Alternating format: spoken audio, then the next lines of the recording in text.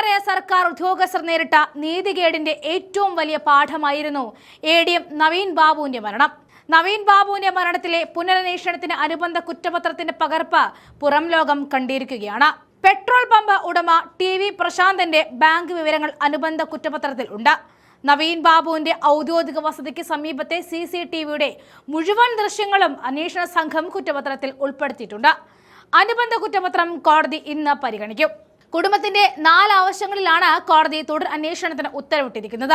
Landing revenue joint കമ്മീഷണറുടെ അന്വേഷണ റിപ്പോർട്ടിൽ തഹസിൽദാർ നൽകിയത് പങ്കാളിത്ത കരാറാണ് എന്ന് കണ്ടെത്തിയിരുന്നു. അതായത് പ്രശാന്തൻ പെട്രോൾ പമ്പ് പങ്കാളിത്ത കരാറിലാണ് ഉണ്ടായിരുന്നത് എന്നാണ്. എന്നാൽ കളക്ടറേറ്റിൽ വിവരാവകാശ നിയമപ്രകാരം പ്രസ്തുത രേഖ ആവശ്യപ്പെട്ടപ്പോൾ അത്തരമൊരു രേഖ ഇല്ല എന്ന് മറുപടി ലഭിച്ചു. ഒരു ഔദ്യോഗിക രേഖയിൽ പരാമർശിക്കപ്പെട്ടിട്ടുള്ള ഒരു വിവരം പിന്നീട് അപ്രത്യക്ഷിതമാവുക എന്നത് അങ്ങേയറ്റം ദുരൂഹമാണ്. ഇത് രേഖകൾ ബോധപൂർവം നശിപ്പിച്ചതാണ് എന്ന സംശയം ജനിപ്പിക്കുന്നു. പ്രശാന്തന്റെ CDR രേഖകളിൽ 6/10/2024 മുതൽ 15/10/2024 വരെയുള്ള 9 ദിവസത്തെ വിവരങ്ങൾ ലഭ്യമല്ല. അന്വേഷണത്തിന് മേൽനോട്ടം വഹിച്ച ACP രത്നകുമാർ വിരമിക്കുന്നതിന് തൊട്ടു മുൻപാണ് കുറ്റപത്രം സമർപ്പിച്ചത്. സർവീസിൽ നിന്നും വിരമിച്ച ശേഷം അദ്ദേഹം ശ്രീകണ്ഠപുരം നഗരസഭയിലെ 22-ാം വാർഡിൽ CPM സ്ഥാനാർത്ഥിയായിട്ട് മത്സരിക്കുകയും ചെയ്തു. ഇത് പ്രത്യേക അന്വേഷണ സംഘത്തിന്റെ വിശ്വാസ്യതയെ തന്നെ സംശയത്തിലാക്കുന്നതാണ്. 2024 ഒക്ടോബറിൽ വിജിലൻസ് ഓഫീസറായി സേവനമനുഷ്ഠിച്ച ബിനു മോഹനും PP ദിവ്യയും തമ്മിൽ നിരവധി തവണ ഫോണിൽ സംസാരിച്ചതായിട്ട് CDR രേഖകൾ വ്യക്തമാക്കുന്നു. ഇതേ വ്യക്തിയെ പിന്നീട് കണ്ണൂർ സർക്കിൾ ഇൻസ്പെക്ടറായിട്ട് നിയമിച്ചതിലും ദുരൂഹതയുണ്ട്. വിജിലൻസ് ഓഫീസറും പ്രതിയും തമ്മിൽ രഹസ്യവിവരങ്ങൾ ചോർത്തിയതായും ഗൂഢാലോചന നടന്നതായിട്ടും കുടുംബം ആരോപിക്കുന്നു.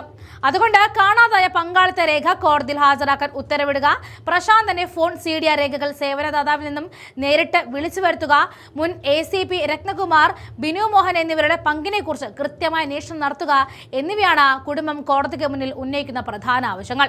കേസിലെ പ്രതി PP ദിവ്യയുടെ 1/1/2024 മുതൽ 11/5/2024 വരെയുള്ള 2 ഫോണുകളുടെയും CDR ശേഖരിക്കണം എന്നായിരുന്നു കോടതി നിർദ്ദേശം. എന്നാൽ പോലീസ് ശേഖരിച്ചത് 2024 മാർച്ച് 1 മുതലുള്ള CDR ആയിരുന്നു. മുഴുവൻ CDR വേണമെന്ന് കോടതി വീണ്ടും പോലീസിനോട് ആവശ്യപ്പെട്ടിട്ടുണ്ട്. പ്രശാന്തൻ ഗോൾഡ് ലോൺ എടുത്താണ് നവീൻ ബാബുവിന് കൈക്കൂലിയായിട്ട് പണം നൽകിയതെന്ന ആരോപണത്തിൽ അക്കൗണ്ട് വിവരങ്ങൾ സംബന്ധിച്ചും നവീൻ ബാബുവിന്റെ ക്വാർട്ടേഴ്സിൽ പ്രശാന്തൻ എത്തിയെന്ന് സൂചിപ്പിക്കുന്ന CCTV ദൃശ്യങ്ങളിലും അന്വേഷണം വേണമെന്നും vigilance and anti corruptions bureau ഉദ്യോഗസ്ഥരുടെ മൊഴി രേഖപ്പെടുത്തണമെന്നും കോടതി നിർദ്ദേശം നൽകിയിരുന്നു. എന്നാൽ TV പ്രശാന്ത് പരാതി നൽകാൻ എത്തിയ വിജിലൻസ് ആൻഡ് ആന്റി കറപ്ഷൻസ് ബ്യൂറോയിലെ ഉദ്യോഗസ്ഥരുടെ മൊഴിയും കൊയ്യം സർവീസ് സഹകരണ ബാങ്കിൽ നിന്നും സ്വർണ്ണാഭരണങ്ങൾ പണയം വെച്ചതിന്റെ വിവരങ്ങളും പോലീസ് ശേഖരിച്ചിട്ടുണ്ട്. നവീൻ ബാബുവിന്റെ അന്വേഷണത്തിൽ രാഷ്ട്രീയ ഇടപെടൽ ഉണ്ടായെന്നും അന്വേഷണ ഉദ്യോഗസ്ഥനായ ACP രത്നകുമാറിന് രാഷ്ട്രീയ ബന്ധമുണ്ടെന്നും ഉൾപ്പെടെയുള്ള ആരോപണങ്ങൾ ഉയർത്തിയായിരുന്നു കുടുംബത്തിന്റെ ഹർജി. ഇതിന് പിന്നാലെയാണ് കോടതി പുനരന്വേഷണത്തിന് ഉത്തരവിട്ടത്. നാളത്തെ കേരളത്തിൽ ഭയമില്ലാതെ ജോലി ചെയ്യേണ്ട ഓരോ സർക്കാർ ജീവനക്കാരന്റെയും ആവശ്യമാണ് നവീൻ ബാബുവിന്റെ നീതി. രാഷ്ട്രീയ സ്വാധീനവും അധികാരവും ഉപയോഗിച്ച് എത്രയൊക്കെ മൂടിവെക്കാൻ ശ്രമിച്ചാലും സത്യം ഒരു നാൾ പുറത്തു വരിക തന്നെ ചെയ്യും.